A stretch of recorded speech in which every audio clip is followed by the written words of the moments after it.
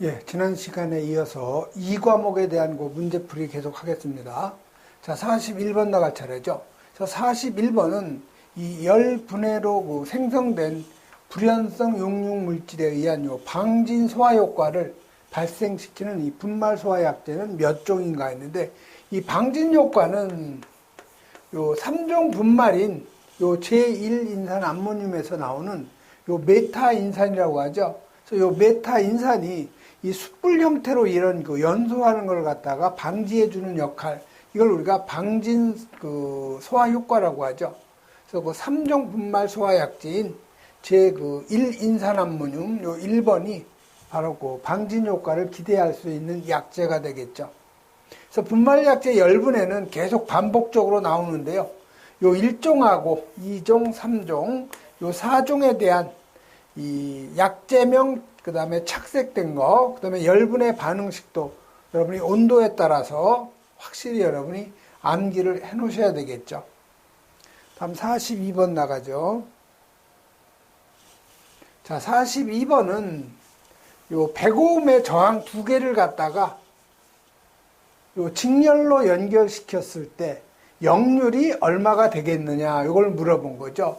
그래서 여러분이 R만의 회로하고, 그 다음에 L, 코일만의 회로, 그 다음에 C, 콘덴서만의 회로에서의 역률은 R만의 회로일 경우에는 우리가 이걸 코사인 세타 역률을 1로 하고요. 그 다음에 코일만의 회로는 제로, 그 다음에 콘덴서만의 회로는 0으로 한다는 거. 여러분이 꼭 이건 암기하시고요. 참고로 이 전압과 전류의 관계죠. 그래서 이 R만의 회로, 즉 저항만의 회로일 경우에는 이 전압하고 이 전류는 서로 동상인 관계라는 거. 그 다음에 코일만의 회로일 경우에는 요 전압은 전류보다 90도 앞선다는 거 여러분 꼭 기억하시고요. 그 다음에 콘덴서만의 회로일 경우에는 이 전압은 전류보다 90도가 뒤진다는 거죠. 이런 식으로 여러분이 암기하면 안 잊어먹을 거예요. 그래서 R만의 회로일 때 전압과 전류는 동상관계, 그 다음에 코일만의 회로, 즉 L만의 회로일 경우에 이 전압은 전류보다 90도가 앞선다는 거. 그 다음에 이 콘덴서만의 회로, 즉 C만의 회로일 경우에는 이 전압은 전류보다 90도가 뒤진다는 거 꼭 여러분이 기억을 하셔야 되죠. 그래서 여기는 좀 저항만의 회로잖아요. 두 개만 연결되어 있으니까. 그래서 역률은 1이 되겠죠. 자, 그럼 여러분이 해설 쪽에서 한번 보시면 역률이라는 건 뭐냐? 쉽게 얘기하면 여러분이 열이 1로 전환된 효율을 우리가 열효율이라고 하죠. 그래서 전기도 마찬가지로 부하에서 유효하게 이용된 비율, 다시 말해서 효율이라고 보면 되겠죠. 이걸 우리가 코사인 세타로 표기하고 이걸 우리가 역률이라고 하죠. 그래서 역률이라는 것은 요 저항을 갖다가 임피던스로 나눠준 거죠. 자, 우리가 R이라는 것은 저항이고요. L은 코일의 의미하는 거죠. 그래서 RL 직렬 회로에서의 임피던스는 즉 저항의 제곱 플러스 유도 리액턴스의 제곱에다가 루트를 씌워준 거죠. 그 다음에 이 RLC 직렬 회로의 임피던스는 저항의 제곱 플러스 가로하고 유도 리액턴스 마이너스 용량 리액턴스 그 차에 제곱을 해주고 거기에 루트를 씌워준 거죠. 그래서 여러분이 RL 직렬회로 임피던스하고 RLC 직렬회로의 임피던스, 그건 여러분이 구하는 공식은 꼭 암기를 해 놓으셔야 되죠. 다음은 43번 나가죠. 자, 43번은 이 전선의 저항값을 갖다 계산하라는 거죠. 그래서 여러분이 이 저항은 이 고유 저항 곱하기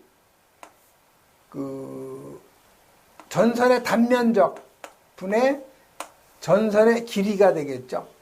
여기서 단위는요, 요 그 전선의 고유 저항값은 5ohm죠. 그러면 전선의 길이는 미터예요. 그러면 단면적은 바로 미터의 제곱이 되겠죠. 그래서 여기서 지금 다 주어진 값을 여러분이 이 식에다만 대입을 하면 되는 거죠. 자, 여기서는 구리 CU의 이 고유 저항값이 1.72 곱하기 10의 마이너스 6승 5ohm죠. 1.72 곱하기 10의 마이너스 6승 5ohm. 그다음에 곱하기. 자, 전선의 길이는, 배선의 길이는 지금 2km죠. 그러니까 여러분이 1km가 10의 3승 미터가 되겠죠. 그래서 2km는 2000m가 되는 거죠. 즉, 2 곱하기 10의 3승이 되겠죠. 또 이 전선의 단면적은 주어져 있어요. 2mm의 제곱이라고. 그래서 요 A는 여러분이 2mm의 제곱이니까 이걸 뭘로 고쳐줘야 돼요? 미터의 제곱으로 고쳐줘야 되겠죠. 그럼 우리가 mm의 제곱을 없애고 미터의 제곱으로 단위를 변환하는 거죠. 그럼 같은 걸 곱해야 되니까 1m의 제곱은 mm의 제곱으로 하면 10의 1m는 1000mm죠. 즉 10의 3승 mm예요. 10의 3승의 제곱이니까 10의 6승 mm의 제곱이 되는 거죠. 그래서 결국 2 곱하기 10의 마이너스 6승이 되는 거죠. 2 곱하기 10의 마이너스 6승 미터의 제곱이 되는 거죠. 해서 여러분이 그 전선의 저항값을 여러분이 계산을 하면 이게 17.25ohm이 나오는 거죠. 그래서 맞는 답은 바로 여기 4번 요 놈이 바로 답이 되는 거죠. 그래서 여러분이 요 고유 저항값이 나왔을 때 전선의 저항값 계산하는 거 여러분이 암기를 하시는데 단위만 잘 여러분이 그 통일시키면 돼요.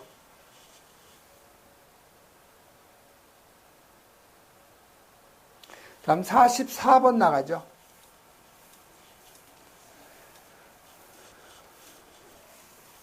44번은요. 다음 논리 회로에 대한 논리식을 가장 간략화한 거를 물어본 거죠. 자, 이 문제를 풀기 전에요. 여러분이 꼭 알아둬야 될 것이 이 회로의 명칭을 보면은 요 엔드 회로라고 있죠. 그래서 이 엔드 회로는 이건 직렬이에요. 직렬 회로.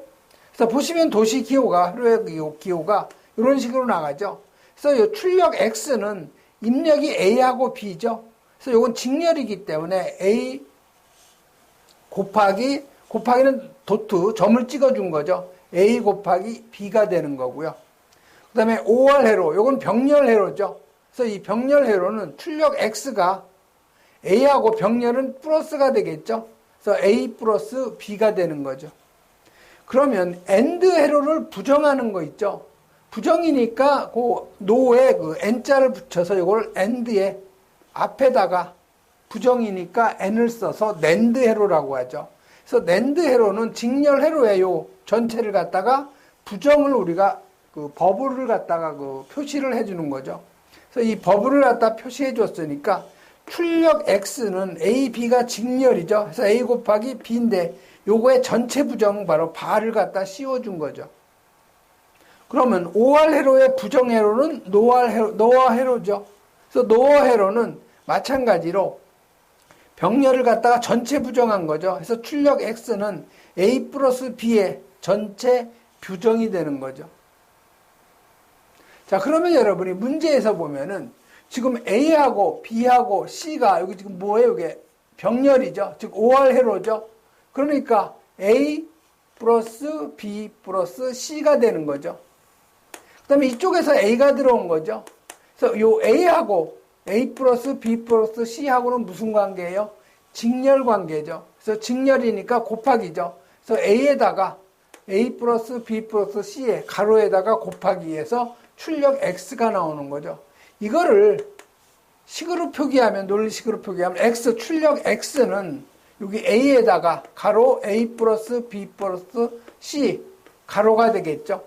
그러면 이걸 각각 이제 곱하면은 A 곱하기 A니까 AA, A 곱하기 B는 AB, 그다음에 A 곱하기 C는 AC가 되겠죠. 그래서 요거를 지금 AA는 우리 불대수 정리해 보면은요. 즉 X 곱하기 X 여기 보시면 논리의 곱이죠. 이때는 그대로 X가 되는 거죠. 그래서 AA는 논리의 곱이기 때문에 A가 되기 때문에 X는 요게 A 플러스 AB 플러스 AC가 되는 거죠. 자, 그러면 여기서 A 플러스 AB는 A가 공통이죠. 그래서 출력 X는 A에다가 1 플러스 B가 되고 AC는 그대로 대입해 주면 되죠. 자, 그러면 여기서 1 플러스 B가 그 불대수 정리해 보면은 논리의 합이죠. 즉 X 플러스 1은 1, 반대로 하면 1 플러스 X도 마찬가지로 1이 되는 거죠. 그래서 여기 보면 1 플러스 요 B는 그대로 1이 되는 거예요. 그러니까 여기가 A가 되는 거죠. 그래서 1 플러스 B가 1이므로 X는 A 플러스 AC가 되는 거죠. 그럼 여기서 또 A가 서로 공통이기 때문에 바깥으로 끄집어낼 수가 있죠. 해서 X는 A 가로 1 플러스 C가 되는 거죠. 자, 1 플러스 C는 다시 말하면 C 플러스 1하고 같죠. 그래서 여기 논리의 합 X 플러스 1은 그대로 1이죠. 그래서 요놈이 바로 1이 되니까 결국 X는 바로 A가 되는 거죠. 이렇게 최대한 간략화를 하라는 얘기죠. 그래서 여러분 이거 44번의 답은 바로 요 출력 X는 결국 A라는 거죠. 그래서 바로 그 1번이 답이죠.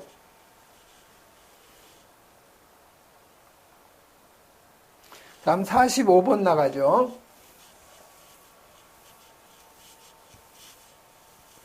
자, 45번은 다음 그 회로에서 4오음의 저항에 흐르는 요 4오음에 흐르는 뭐를 물어본 거예요? 전류를 물어본 거죠.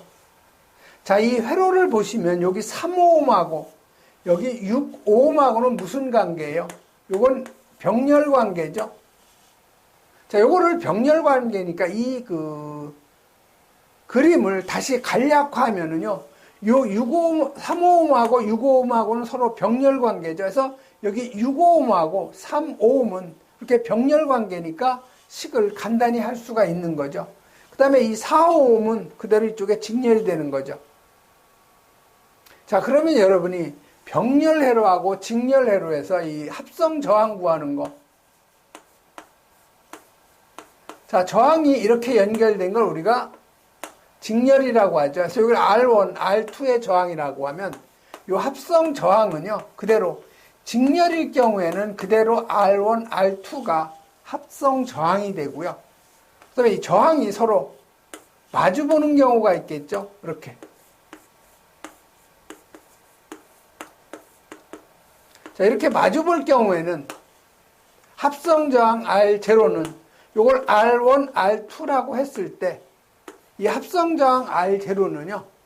R1 플러스 R2분의 R1 곱하기 R2 요 그 직렬과 병렬에 대한 합성 저항 구하는 걸 여러분이 꼭 이해를 하고 넘어가야 되겠죠. 그래서 여기서 6오음하고 지금 3오음이 서로 병렬 관계가 되는 거죠. 그래서 6오음하고 3오음의 합성 저항값은 바로 6 플러스 3에다가 6 곱하기 3이 되는 거죠. 그래서 요거 계산하면은 2오음이 되는 거죠. 그래서 요거 두 개를 갖다가 합성 저항으로 표기하면 이렇게 되겠죠. 그래서 요 2오음하고 요 밑에 2오음하고는 서로 무슨 관계예요? 이렇게 일렬로 나가는 거죠. 그러니까 이건 직렬 관계가 되겠죠. 그래서 이 직렬 관계는 그대로 더해주면 되죠. R1, R2를. 그래서 2오음하고 2오음을 더해주면 그대로 4오음을 돼서 간략화 또 한 거죠. 자, 그럼 이쪽에 4오음하고 이쪽에 4오음은 서로 마주보기 때문에 병렬 관계가 되는 거죠. 그러면 합성 저항은 두 개의 합성 저항은 R1 플러스 R2, 즉 R1이 4오음이죠. 다음에 R2 마찬가지로 4옴. R1, R2 곱하는 거죠. 그래서 계산하면 이 합성 저항값은 2옴이 되는 거죠. 다시 말해서 이 회로에서의 총 합성 저항은 2옴이 되는 거죠. 그러면 여기서 전체 전류를 우리가 I로 했을 때 전체 전류 I 값은 전압을 뭘로 나눈 거예요? 합성 저항값으로 나눠주면 되는 거죠. 자, 지금 전압이 몇 볼트예요? 12볼트죠. 합성 저항값 2옴이죠. 그래서 계산하면 이 전체 전류값은 6A가 되는 거예요, 여기. 그래서 이 I1은 바로 6A가 되는 거죠, 요 놈은. 자, 물어본 것이 뭐예요? 이 4옴에 흐르는 전류예요. 자, 6A가 전류값이 총 그 합성 전류가 되겠죠? 총 전류. 여기서 둘로 나눠지는 거죠. 그러면 이 전류값 계산하는 것은 여러분이 요 밑에 보시면 해설 쪽에 요 병렬 회로에서의 그 전류 계산을 보면은 둘이 이렇게 마주보는 이런 그 저항이 그 병렬 저항이죠. 그래서 이 병렬 회로일 경우에 요 I1에 흐르는 전류는요, 두 개의 그 저항값을 더해주고 자기 저항값을 곱해주는 것이 아니고요. 다른 마주보는 저항값을 갖다 곱해주는 거죠. 요것만 여러분이 기억을 하시면 돼요. 그럼 I2는 어떻게 되는 거예요? 이 I2는 R1 플러스 R2 분의 마주보는 다른 저항값을 갖다 곱해주는 거죠. 전체 전류에서. 이 식을 여러분이 대입을 하면 되겠죠.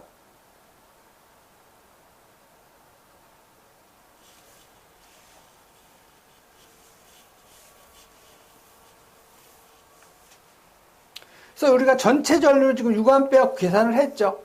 그러니까 요 4옴에 흐르는 이 전류값은 두 저항값의 합, 4 플러스 4옴이죠. 분의 마주보는 요쪽 4옴을 갖다 곱해주는 거죠. 이게 만약에 6옴이면 이쪽에 이거 6옴을 갖다 대입을 해줘야 되죠. 그래서 전체 전류 6A에다가 곱하기 마주보는 저항의 그 합 4 플러스 4가 되고 반대편에 있는 요 저항값 4옴이 되는 거죠. 그래서 계산한 요 I1에 흐르는 전류값은, 즉 4옴에 흐르는 전류값은 3A가 되는 거죠. 그래서 그 맞는 답이 바로 여기 3번이 있네요. 3A. 요 놈이 바로 답이 되는 거죠.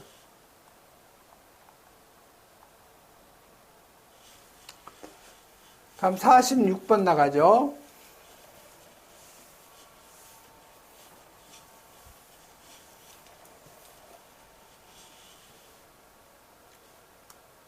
자, 46번은 정연파 그 교류전압의 파형의 그 한 주기를 나타내는데, 여기서 전압의 순시값, 즉 순시 전압을 갖다 계산하라는 거죠.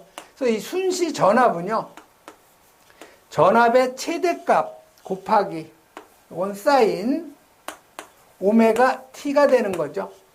여기서 요 각속도 오메가는 2파이에다가 주파수 곱하는 거죠. 그래서 요거는 달리 표기하면은, 그 다음에 요 전압의 최대값 있죠. 요 놈은 루트 2에다가 V, 요건 시료 전압이죠.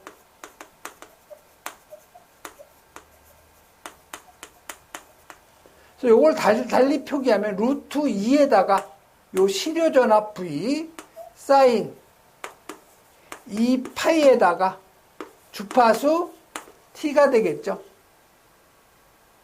이걸 또 다시 표기하면은 루트 2의 시료 전압에다가 사인 2파이에 이 F에다가 파이의 T로 우리가 변형을 시킬 수가 있는 거죠.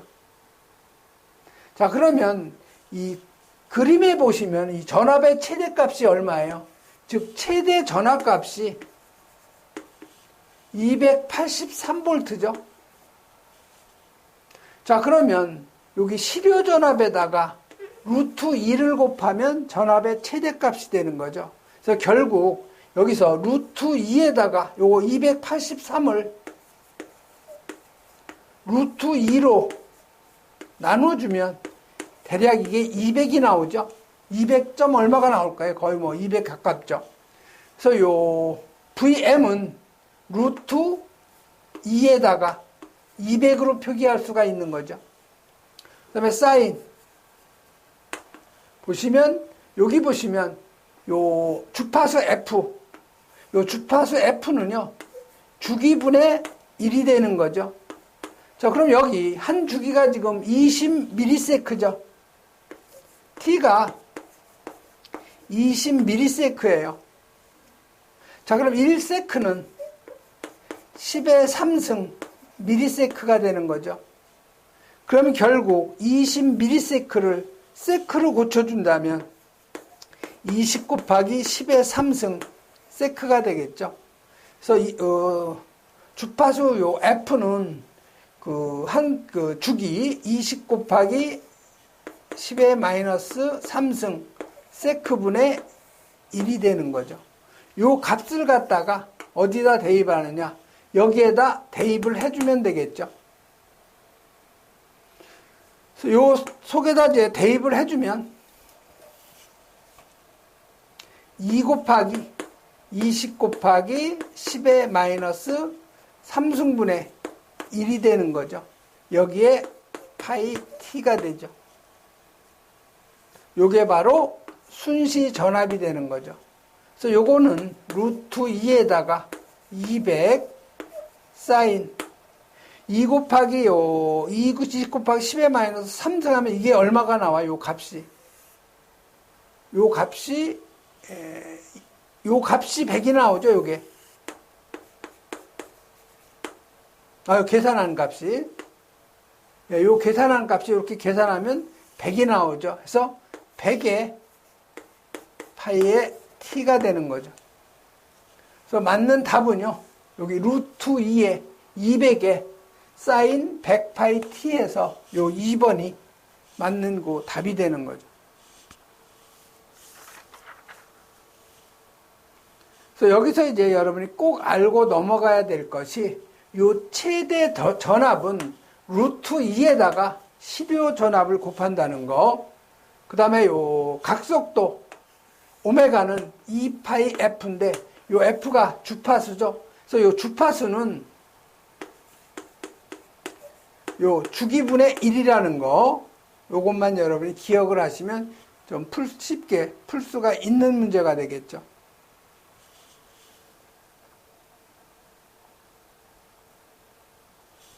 다음 47번. 이건 여러분이 소방 전기, 실기 공부할 때 이제 나왔던 문제예요, 주로. 금속관을 갖다가 사용한 소방용 옥내 배선 그림인데, 공사 방법으로 옳지 않은 거죠. 그래서 여러분이 보시면 이 실선을 이렇게 나간 거는 천장 은폐 배선이에요. 천장 은폐 배선. 여기 1번이 있죠. 천장 은폐 배선 맞죠. 그 다음에 여기 요 선이 가닥수를 의미하죠. 즉, 4가닥을 의미하죠. 그래서 여기 4가닥을 사용한다는 맞죠. 그 다음에 HFIX는 450V, 750V, 저독성 난연, 저독성 난연, 가격 폴리, 올레핀 절연전선이죠. 그래서 요 HFIX는 저독성 난연, 가격, 폴리, 올레핀 절연전선 맞죠, 요거? 다음에 보시면 요 가로하고 요 16이 있죠. 그래서 16이 짝수일 경우는 후광전선, 홀수일 경우에는 박광전선이죠. 그래서 전선관이죠. 그래서 요 짝수기 때문에 이건 후광전선관을 맞고 16이 있으니까 내경 16mm 맞죠.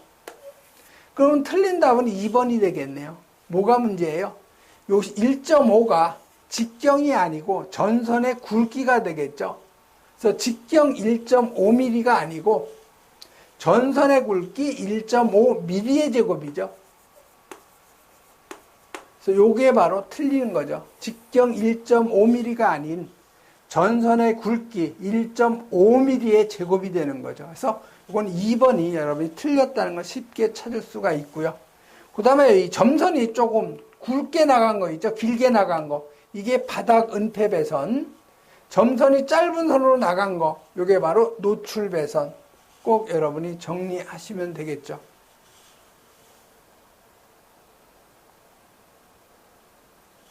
그 다음에 48번은 타임 차트의 그 논리식을 갖다가 찾아내라는 거죠. 그래서 여기서 여러분이 여기 요 색칠한 부분 있죠. 즉 다시 말해서 좀 명암으로 이렇게 처리된 부분은 이거는 그 동작이 된 부분으로서 우리가 A 접점을 표시하고요.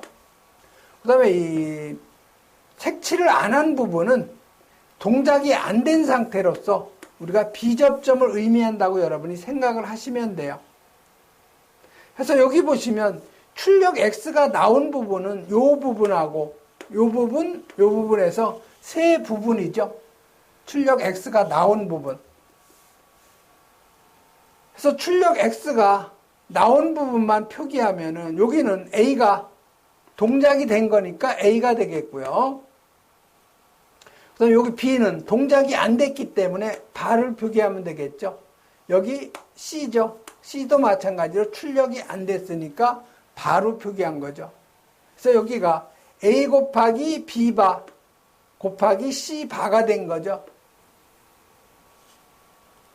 다음 여기 출력된 X가 출력된 부분을 보면 여기 A가 출력된 부분이고 여기 B가 출력이 안 됐으니까 바가 되죠.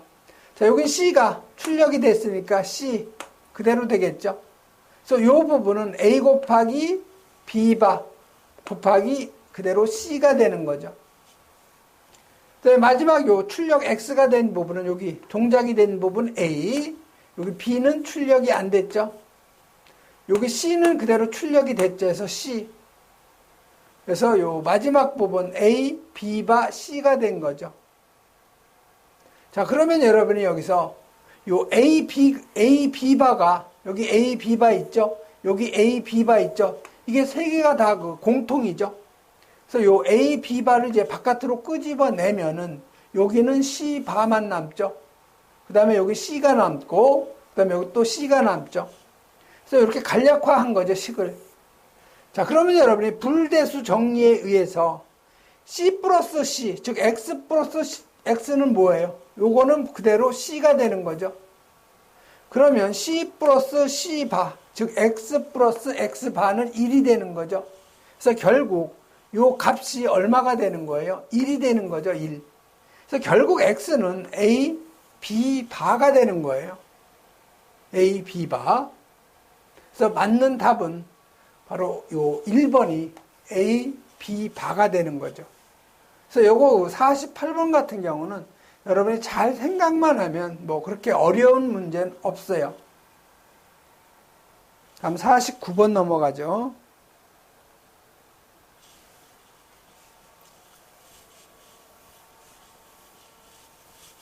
자, 이 49번은 콘덴서에 그 축적되는 그 에너지 값을 2배로 만들기 위한 방법으로 옳지 않은 거죠. 그래서 이 콘덴서에 축적되는 그 에너지, 요 W, 요거 줄이죠. 요거는 2분의 1 정전 용량의 충전 전압의 제곱이에요.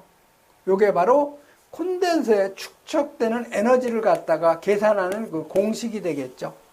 그러면 요 C, 정전 용량 C는요, 유전율에다가 곱하기 요 간격 D분의 바로 그 단면적 A가 되는 거죠. 그러면 유전율은요, 진공 유전율에다가 비유전율을 갖다 곱한 거죠. 요 공식만 여러분이 알고 있으면 풀 수 있는 문제예요. 즉, 이 축적되는 이 에너지를 2배로 하기 위한 거죠. 2배. 자, 1번은 뭐예요? 요 면적, 요 A를 2배로 하면 당연히 정전 용량 값이 2배가 되기 때문에 당연히 축적되는 에너지는 2배가 되는 거죠. 요건 맞는 얘기죠. 두 번째, 두 극판 사이의 간격, 즉 극판 사이의 간격을 0.5배, 즉 2분의 1배 한 거죠. 자, 2분의 1배를 해주면은 마찬가지로 정전 용량 값이 2배가 되는 거죠. 그래서 정전 용량 2배가 되면 당연히 축적되는 에너지는 2배가 되는 거죠. 이것도 맞는 얘기죠. 다음 3번. 두 전극 사이에 인가된 요 전압을 2배로 한다는 거죠. 이거를 2배로 하면 축적 2의 2승이니까 4배가 늘어나는 거죠. 요게 틀린 거죠. 그다음에 4번 보면은 유전율이 2배인 유전체, 이 유전율을 2배로 하면 정전 용량 값이 2배가 되기 때문에 여기다 2를 대입하면 마찬가지로 축적되는 에너지는 2배가 되는 거죠. 그래서 옳지 않은 거는 바로 요 3번이 바로 답이 되죠. 전압을 2배로 하면 축적된 에너지는 4배가 되는 거예요. 그래서 여기서 여러분이 이 콘덴서의 정전 용량 값은 요 유전율에다가 극판의 그 단면적 나누기 극판의 간격이 되겠죠. 요거 꼭 기억하시고요. 그래서 그 저장되는 에너지, 다시 말해서 축적되는 그 에너지 값은 코일일 경우에는 2분의 1 Li의 제곱인데 요 L이 바로 자기 인덕턴스 헨리죠, 헨리. 그 다음에 I는 코일의 전류 암페어. 그 다음에 요 콘덴서는 2분의 1 CV의 제곱이죠. 그래서 C는 정전 용량이고 V는 충전 전압이 되죠. 그럼 여기서 코일은 전류의 급격한 변화를 갖다가 방해하는 거고요. 방지하는 거고, 콘덴서는 전압의 급격한 변화를 갖다가 방지하는 거죠. 그래서 여러분이 전압하고 이쪽 I가 전류죠. 이쪽 V는 전압이죠. 요거를 잘 기억해서 여러분이 정리해 놓으셔야 돼요. 다음 50번 나가죠. 자, 50번은 히스테르시스 그 곡선에 대한 설명인데 옳은 것을 찾아내라는 거죠. 자, 그러면 요 히스테르시스라는 건 뭐냐면 그 어떤 자기성이 있는 그 강자성체에다가 전기를 갖다 가하면은 이게 자성체가 되죠. 그러면 전기를 끊으면 바로 이 자성체, 자석이 되는 것이 원래 상태로 돼야 되는데 그 원래 상태로 바로 되지 않고 거기에 약간의 그 자석의 성질을 가지고 있는 거죠. 이런 것이 바로 히스테리시스예요. 더 쉬운 예를 든다면은 가스레인지에다가 여러분이 된장국을 끓이기 위해서 가스불을 켰겠죠. 그러면 온도가 점점 올라가서 된장국이 되고, 그 다음에 가스불을 딱 껐을 때 바로 온도가 요리하기 전에 온도가 되는 것이 아니고 시간이 한참 흐른 뒤에 그 내용물이 원래의 온도가 되는 거죠. 이게 바로 히스테리시스예요. 자, 여기서 옳은 거를 찾아내는 거죠. 그래서 이런 건 여러분이 암기보다는 뭐 이해 위주로 가야 돼요. 자, 외부작의 세기를 계속 증가시키면 강자성체 자속 밀도가 계속 증가하는 것이 아니고 어느 상태, 포화가 되면 더 이상 증가가 안 되는 거죠. 그래서 이건 틀린 거예요. 계속 증가한다가 아니고 어느 시기에 가면 포화 상태가 돼서 더 이상 증가가 안 되는 거죠. 다음 니은. 자개의 세기를 0에서 증가시켜서 다시 0으로 감소시키면 그 강자성체에는 이 잔류자기가 남게 되죠. 이게 바로 히스테리시스예요. 바로 원래 상태로 안 와요.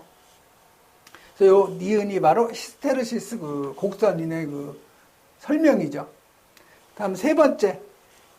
히스테리시스 곡선이 이루는 면적에 해당하는 것이 바로 에너지 손실. 이게 맞는 거죠. 그 다음에 리을에 주파수를 낮추면 히스테리시스 곡선이 이루는 면적을 키울 수가 있다가 아니고는 이건 감소가 돼요. 줄일 수가 있는 거죠.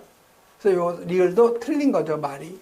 그래서 맞는 답은 니은하고 요 디귿이 바로 맞는 답이 되는 거죠.